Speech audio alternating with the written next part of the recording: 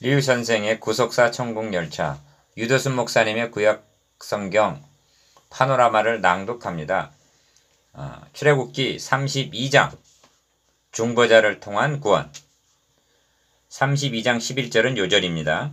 모세가 그 하나님 여호와께 구하여 가로되 여호와여 어찌하여 그 큰 권능과 강한 손으로 애굽 땅에서 인도하여 내신 주의 백성에게 진노하시나이까. 32장은 백성이 모세가 산에서 내려옴이 더딤을 보고 우리를 인도할 신을 우리를 위하여 만들라 하는 장면입니다. 1절. 이 점에서 우리가 주목해야 할 점은 산상에서 주어지고 있는 은총과 그 시각 산하, 산 밑이죠. 에서 벌어지고 있는 배신 행위의 대조를 볼 수 있어야만 합니다. 산상에서 일어난 일은 하나님이 해주신 은혜요.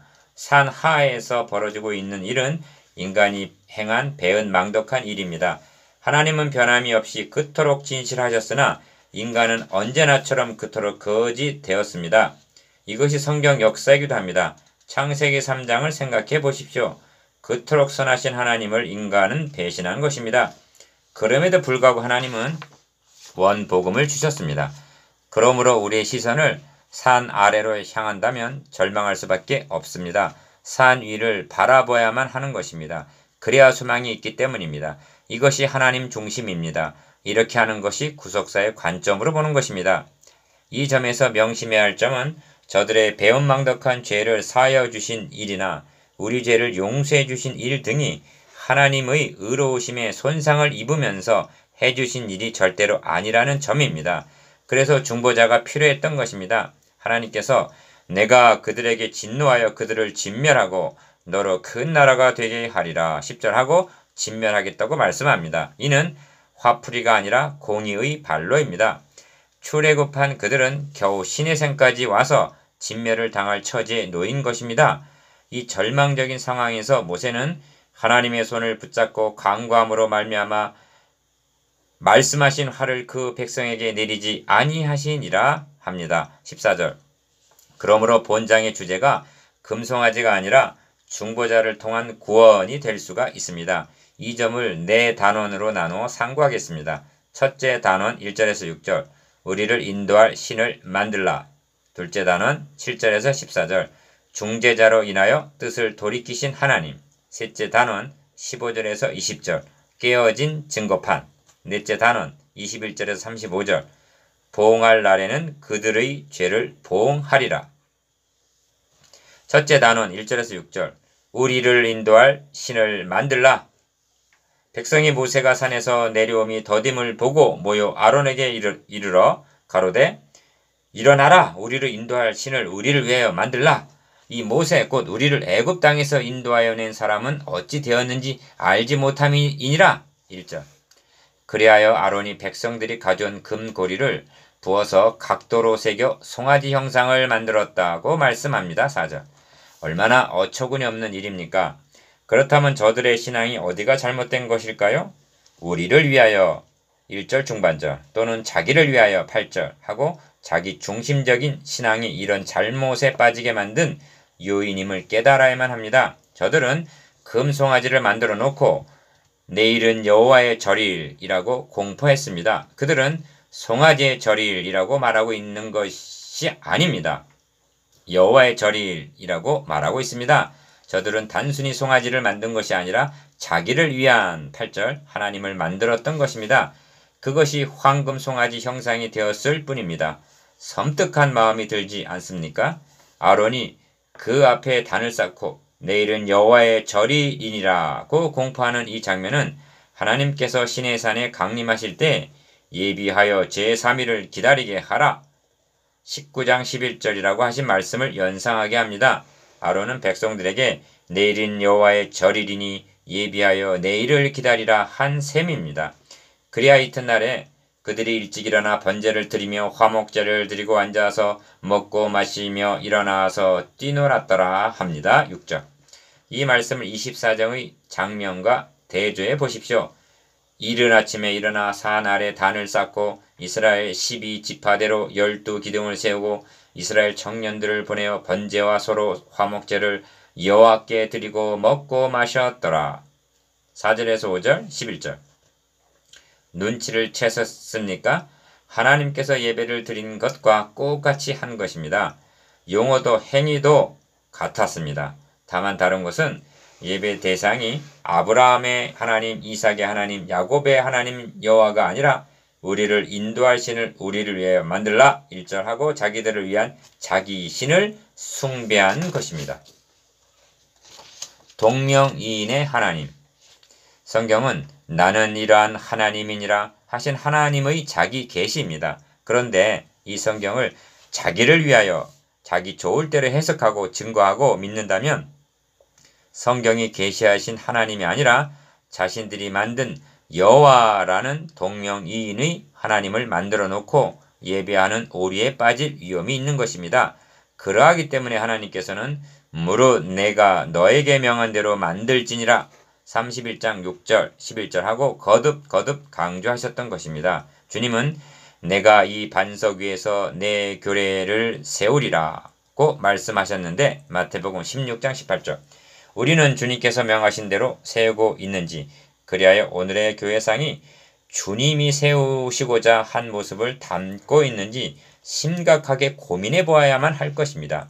28장 2절을 기억하고 있습니까? 하나님은 산상에서 모세에게 너의 형 아론을 위하여 거룩한 옷을 지어서 영화롭고 아름답게 할지니 하고 말씀하고 있는데 산 아래에서는 그 아론이 금 신상을 만드는데 주도적인 역할을 하고 있는 것입니다. 참과 거짓을 분별하는 근거가 형식에 있는 것이 아님을 명심하십시오. 형식만이라면 볼 수 없는 하나님보다는 볼 수 있는 금 신상이 더욱 매력적일 수도 있습니다. 더구나 금으로 만든 신상이라는데 경각심을 갖게 합니다. 번제와 화목제, 예배를 드리기만 하면 되는 것이 아닙니다. 먹고 마심, 교제에 있는 것도 아닙니다. 열광적으로 뛰노는데 환희에 있는 것도 아닙니다. 참 교회와 거짓 교회의 구별은 하나님의 말씀이 바르게 선포되고 있느냐 여부에 있는 것입니다. 만일 하나님의 말씀이 왜곡된다면 성경이 계시하고 있는 하나님이 아니라 자신들이 만들어낸 동명이인과 같은 엉뚱한 하나님을 숭배하는 것이 될 수가 있는 것입니다.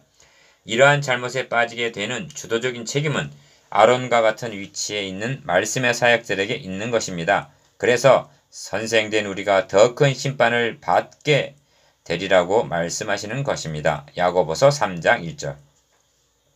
둘째 단원 7절에서 14절. 중재자로 인하여 뜻을 돌이키신 하나님. 여호와께서 모세에게 이르시되 너는 내려가라. 네가 애굽 땅에서 인도하여 낸 너의 백성이 부패하였도다. 7절. 하나님께서 구속하여 자기 백성 삼으신 이스라엘 자손들을 가리켜 너의 백성이라고 말씀하심을 듣게 된다는 것은 슬픈 일입니다. 어찌하여 하나님께서 너의 백성이라고 부르시게 되었습니까? 그들이 내가 그들에게 명한 길을 속히 떠나 자기를 위하여 송아지를 부어 만들고 그것을 숭배하며 그것에게 희생을 드리며 말하기를 이스라엘아 이는 너희를 애굽에서 인도하여 낸 너의 신이라 하였도다 하십니다. 8절. 그냥 신이라고만 말한 것이 아닙니다. 너희를 애굽에서 인도하여 낸 너희 신이라고 말했습니다. 하나님께 대하여 이보다 더한 배신 행위는 없을 것이며 슬프시게 하는 일이란 달리는 없을 것입니다. 속히 떠나라고 말씀합니다. 얼마나 속히 떠났을까요? 여호와의 모든 말씀을 우리가 준행하리이다. 24장 7절에서 서약한 바로 그 자리에서 불과 40일 후에 그들은 10계명의 첫 번째에서 세 번째까지의 계명을 파기했던 것입니다. 이들을 어찌 내 백성이라고 부르실 수가 있으셨겠습니까? 모세는 이렇게 탄식합니다. 우매무지한 백성아 여호와께 이같이 보답하느냐? 그는 너를 얻으신 너의 아버지가 아니시냐? 너를 지으시고 세우셨도다. 신명기 32장 6절. 여호와께서 또 모세에게 이르시되 내가 이 백성을 보니 목이 곧은 백성이로다. 그런즉 나대로 하게 하라. 내가 그들에게 진노하여 그들을 진멸하고 너로 큰 나라가 되게 하리라 하십니다. 9절에서 10절. 형제가 모세라면 이 말씀을 듣고 어떻게 했겠습니까? 모세는 세 가지를 들어서 간구합니다. 모세의 중보기도. 첫 번째, 여호와여 어찌하여 그 큰 권능과 강한 손으로 애굽 땅에서 인도하여 내신 주의 백성에게 진노하시리이까 합니다. 11절. 이는 하나님의 주권과 결부되는 간구인 것입니다. 하나님께서 저들을 큰 권능과 강한 손으로 애굽에서 인도하여 내실 때에는 계획하심이 있으셨기 때문인데 이들을 멸하신다면 이는 하나님의 주권이 손상을 받게 될 것이라는 뜻이 함의되어 있는 것입니다. 그래서 모세는 어찌하여 라는 말을 2번이나 말씀드리고 있는 것입니다. 11절에서 12절. 그러므로 하나님은 너의 백성이라 말씀하시나 모세는 주의 백성이라고 말하고 있습니다. 2번째, 어찌하여 애굽 사람으로 이르기를 여호와가 화를 내려 그 백성을 산에서 죽이고 지면에서 진멸하려고 인도하여 내었다 하게 하려 하시나이까 하고 간구합니다. 12절. 이는 주의 이름 곧 주의 영광과 결부되는 말입니다. 이 점을 민수기에서는 이제 주께서 이 백성을 한 사람 같이 죽이시면 주의 명성을 들은 열국이 말하여 이르기를 여호와가 이 백성에게 주기로 맹세한 땅에 인도할 능이 없는 거로 광야에서 죽였다 하리이다 고 말씀하고 있습니다. 민수기 14장 15절에서 16절. 세 번째, 주의 종 아브라함과 이삭과 이스라엘을 기억하소서. 주께서 주를 가리켜 그들에게 맹세하여 이르시기를 내가 너희 자손을 하늘의 별처럼 많게 하고 나의 허락한 이 온 땅을 너희 자손에게 주어 영영한 기업이 되게 하리라 하셨나이다 하고 간구합니다. 13절. 이는 하나님의 언약을 들어서 간구하는 것입니다. 주의 주권을 위하여, 주의 이름을 위하여, 주의 언약을 위하여, 주의 맹렬한 노를 그치시고 뜻을 돌이키사 주의 백성에게 이 화를 내리지 마옵소서. 12절 하 합니다. 이는 기도의 본이 되고 하나님의 뜻에 합당한 중보 기도였던 것입니다. 여호와께서 뜻을 돌이키사 말씀하신 화를 그 백성에게 내리지 아니하시니라 합니다. 14절. 중보자 그리스도. 네 번째, 이 점에서 주의할 점과 깨달아야 할 점이 있습니다. 하나님은 노하기를 속해 하시는데 도리어 모세가 그 노를 누구려 드린 양 말하는 것을 주의해야만 합니다. 성경은 이렇게 말씀하시면 하나님과 사람 사이에 중보도 한 분이시니 곧 사람이신 그리스도 예수라. 디모데전서 2장 5절. 하신 주님의 중보로 말미암아 구원이 가능하게 될 것을 계시하시기 위해서인 것입니다. 이 점에서 모세는 그리스도의 예표로 등장합니다. 그러므로 모세는 나와 같은 선지자 하나를 너를 위하여 일으키시리니 너희는 그를 들을지니라 고 말씀했던 것입니다. 신명기 18장 15절. 그리고 이 예언은 그리스도에게서 성취되었음을 성경은 증언하고 있습니다. 사도행전 3장 22절. 이는 깨달아야 할 점입니다. 모세는 기도하기를 슬프도소이다. 이 백성이 자기들을 위하여 금신을 만들어 싸우니 큰 죄를 범하였나이다. 그러나 합의하시면 이제 그들의 죄를 사하시옵소서. 그렇지 않으면 원컨대 주의 기록하신 책에서 내 이름을 지워버려 주옵소서 합니다. 31절에서 32절. 이는 하나님께 협박하는 말이 아닙니다. 저들의 죄를 그냥 사하실 수가 없다면 저들 대신 자신을 벌하시고 사해달라는 그런 뜻이 함의되어 있는 것입니다. 동일한 감동에 의하여 사도 바울은 나의 형제 곧 고륙의 친척을 위하여 내 자신이 저주를 받아 그리스도에게서 끊어질지라도 원하는 바로라 고 말씀하고 있습니다. 로마서 9장 3절. 그렇습니다. 하나님은 그냥 뜻을 돌이키시거나 용서하실 수가 없으신 분입니다. 이는 하나님의 공의가 용납지 않은 것입니다. 모세는 이를 알았던 것입니다. 6번째, 그러하기 때문에 뜻을 돌이키면서 그러나 내가 보응할 날에는 그들의 죄를 보응하리라 고 말씀하셨던 것입니다. 34절 하반절.